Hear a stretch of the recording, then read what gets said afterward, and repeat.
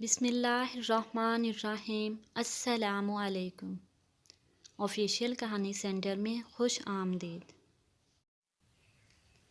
مجھے محبت کی تمنا تھی اور وہ تمنا کی محبت تھا، اور تمنا مجھے جان سے پیاری تھی۔ ہم تینوں محبت کی اس مثلث کے تینوں کونوں پر کھڑے اپنی اپنی محبت نبھا رہے تھے، قسمت کے فیصلے کا انتظار کر رہے تھے کہ میری محبت کی تمنا پوری ہوتی ہے یا تمنا کی محبت کو اس کی منزل ملتی ہے۔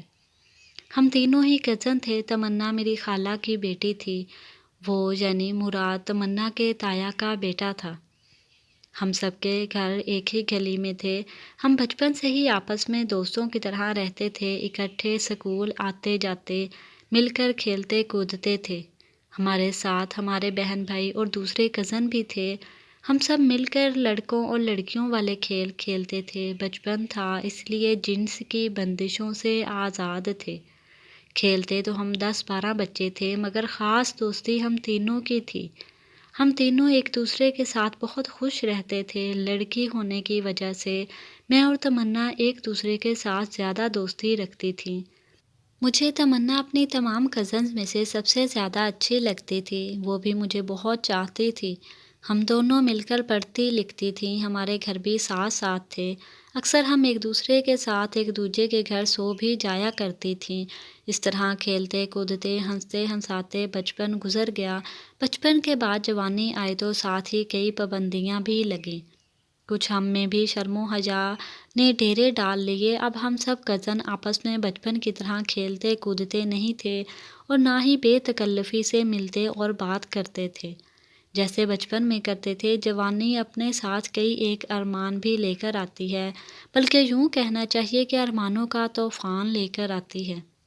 جوانی کی اپنی ہی کہانی ہوتی ہے جو بڑی مستانی ہوتی ہے۔ جوانی کی اپنی ہی رت ہوتی ہے جو بڑی سہانی ہوتی ہے، مگر جوان ہوتی اولاد اور خاص طور پر جوان ہوتی بیٹیوں کے ماں باپ کو کبھی کچھ تو کبھی بہت زیادہ پریشانی ہوتی ہے۔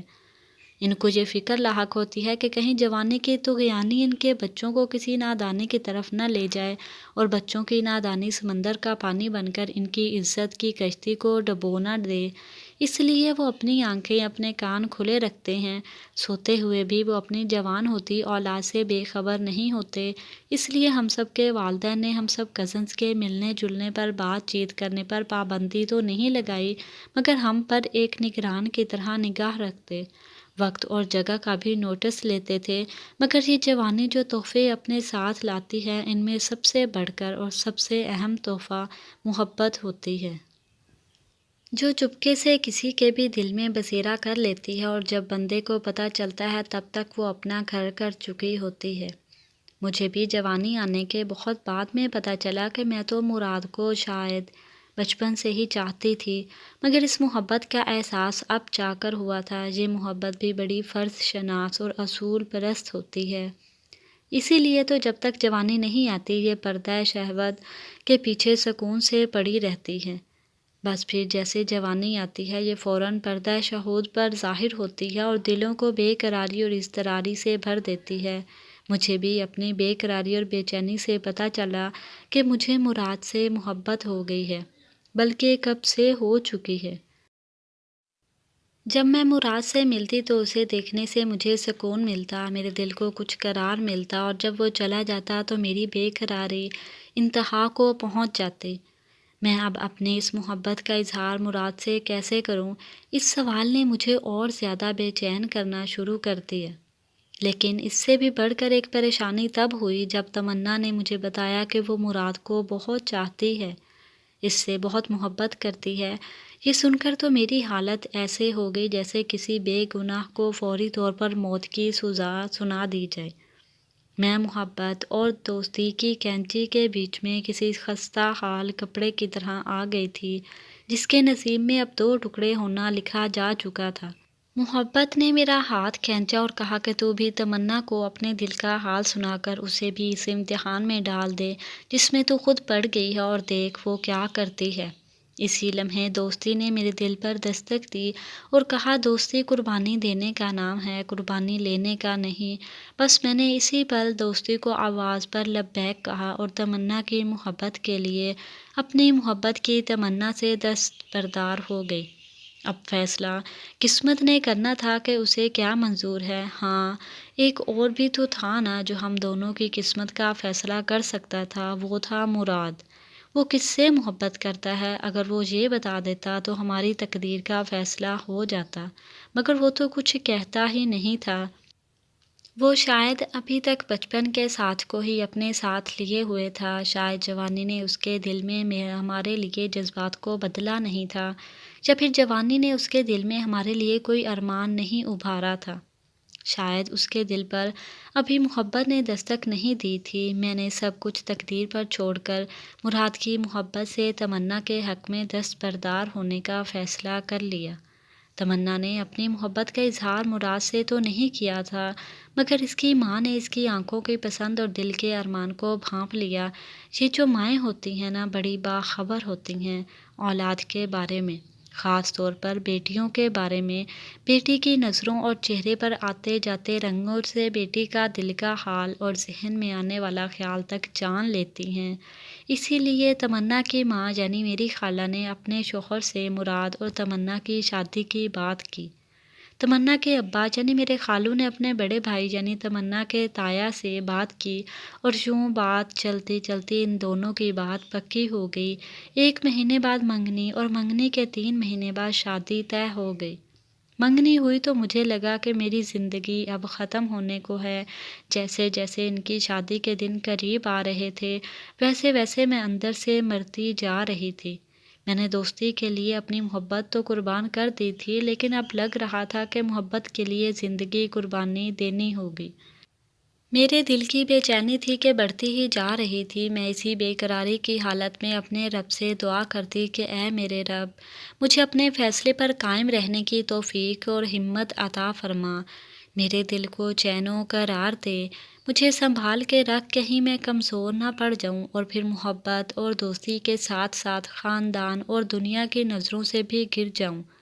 وقت تو جیسے تیز رفتار ریل گاڑی کی طرح گزر رہا تھا کہ اب یہ گاڑی شاید شادی والے دن کے اسٹیشن پر ہی جا کر رکے گی اور میری زندگی کا سفر وہیں پہ ختم ہو جائے گا۔ شادی سے 1 ہفتہ پہلے تمنا کو مایوں بٹھایا گیا۔ مایوں کا پیلا جوڑا اس نے کیا پہنا کہ میرے وجود میں پیلا رنگ اوڑھ لیا، بالکل ایسے جیسے مجھے پیلا یرکان ہو گیا ہو۔ شادی سے 1 دن پہلے مہندی کی رسم ہوئی تو تمنا کے ہاتھوں کی لالی تو دیکھ کر یوں لگا کہ میرے خون کی ساری سرخی زرد ہو گئی ہو۔ اگلے دن شادی تھی، ان دونوں کا نکاح ہونا تھا اور پھر مراد ہمیشہ ہمیشہ کے لیے تمنا کا ہو جانا تھا، مجھے بے مراد ہی مر جانا تھا۔ اسی خیال نے اس رات مجھے بسترے مرگ پر جا لٹایا۔ میں شاید مر چکی تھی کہ ایک شور، ایک ہنگامے نے مجھے جگایا۔ مجھے لگا کہ مرنے کے بعد قیامت کا دن آ گیا ہے، آج سب کے اعمال کا حساب ہوگا اور کسی کے ساتھ بھی رتی برابر ظلم نہ ہوگا۔ سب کے ساتھ پورا پورا عدل و انصاف ہوگا۔ جب میں نے آنکھیں کھولیں اور ذرا ہوش و حواس بحال ہوئے تو پتہ چلا کہ میں ابھی زندہ ہوں اور تمنا کے گھر پہ ہی ہوں۔ میری ماں نے مجھے سہارا دے کر اٹھایا اور تکیے سے ٹیک لگا کر بٹھا دیا۔ پہلے مجھے پانی پلایا اور پھر بتایا کہ تمنا کے تایا نے مراد اور تمنا کی شادی کرنے سے منع کر دیا ہے۔ میرے وجود میں اتنی طاقت ہی کہاں تھی کہ میں ایک دم سے کوئی اچھی یا بری خبر سن سکتی۔ میرے دل کو تو ایک دم سے جھٹکا لگا۔ یہ جھٹکا تمنا کی شادی مراد سے نہ ہونے کے دکھ میں لگا یا مراد کی شادی تمنا سے نہ ہونے کی خوشی میں؟ بہرحال میرے دل کو جھٹکا لگا تو میری طبیعت کچھ بگڑ گئی۔ میری ماں نے مجھے فوراً سنبھالا، 2 گھونٹ اور پانی پلایا۔ پانی پینے کے بعد میں نے دیوار کے ساتھ سر کو ٹکایا اور 2-3 گہرے سانس لیے۔ اپنی ماں کو اپنی ادھ کھلی آنکھوں سے دیکھا جو پریشانی کے عالم میں مجھے اپنی پوری کھلی اور آنسوؤں سے بھری آنکھوں سے دیکھ رہی تھی۔ میں نے شادی سے منع کرنے کی وجہ پوچھی تو ماں نے بتایا کہ مراد کا بڑا بھائی سراج ہے نا، اس نے اپنے باپ کو روکا ہے یہ شادی کرنے سے۔ میں نے کہا کہ اس کی شادی تو پچھلے 6 سال سے ہو چکی ہے، اب وہ اپنے چھوٹے بھائی کی شادی کیوں رکوا رہا ہے؟ ماں نے کہا اس کے دونوں بیٹے بیمار ہیں، اس لیے اس نے یہ شادی رکوا دی ہے۔ میں نے کہا بچے تو بیمار ہو ہی جایا کرتے ہیں، اس میں شادی رکوانے کی کیا ضرورت تھی؟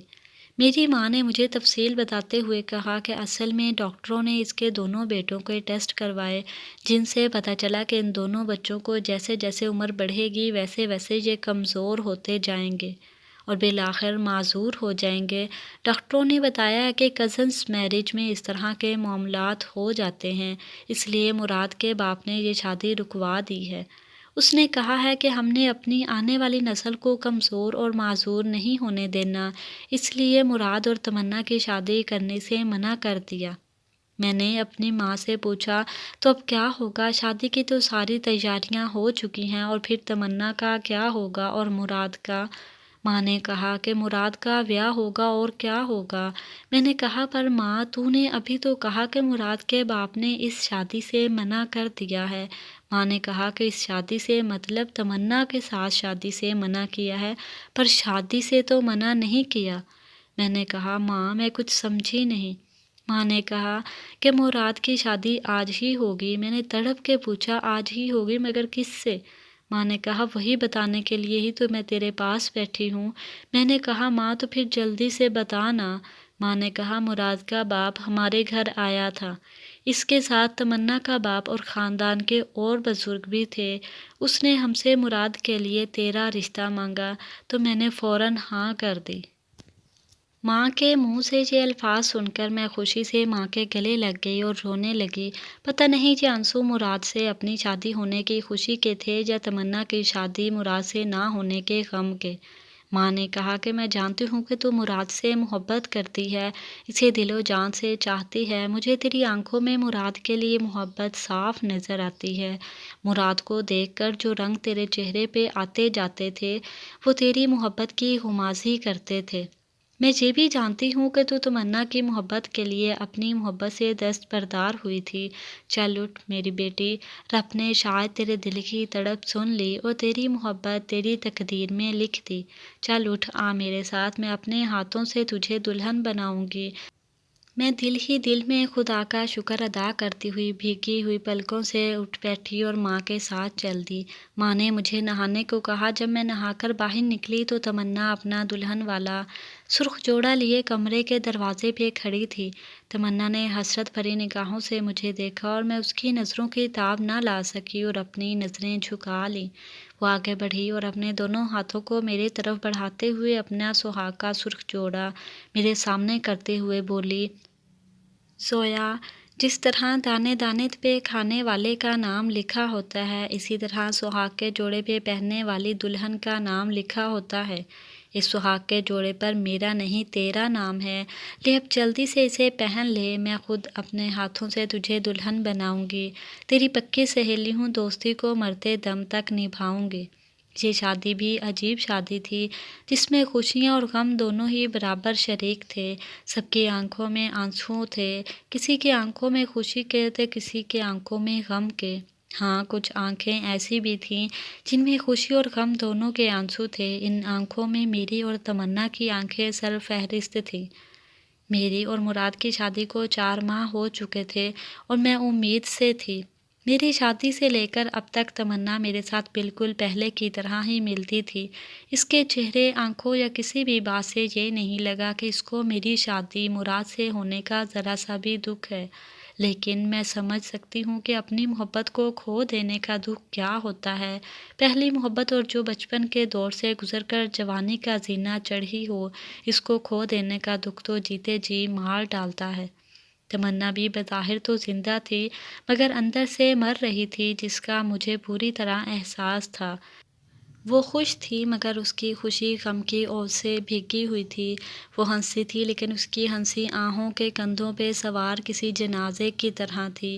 خالہ اس کے لیے کوئی اچھا سا رشتہ ڈھونڈ رہی تھی، جلد ہی اس کی شادی کر کے اسے رخصت کر دیں، مگر کیا اس حالت میں اس کی شادی کرنا اس کے لیے اور اس کے شوہر کے لیے ٹھیک ہوگا؟ کیا وہ اس صورتحال میں شادی کر کے خوش رہ پائے گی یا اپنے شوہر کو خوش رکھ پائے گی؟ کیا وہ مراد کے سوا کسی اور سے شادی کر پائے گی لگی، یقیناً نہیں۔ میں خالہ کو اس کی شادی کرنے سے روکنا چاہتی تھی، مگر کیسے روکوں؟ کچھ سمجھ نہیں آ رہا تھا۔ بالآخر ایک راستہ مجھے سجھائی دیا۔ اگلے دن میں نے سارے خاندان کی دعوت کا اہتمام کیا، جس میں خاندان کے چھوٹے بڑے سبھی لوگ تھے۔ سب نے مجھ سے پوچھا کہ یہ دعوت آخر کس خوشی میں ہے۔ میں نے سب سے کہا کہ آپ آرام سے بیٹھیں اور یہ سمجھیں کہ آج کی یہ دعوت میری بہت بڑی خوشی بلکہ آپ سب سے بڑی خوشی میں ہے۔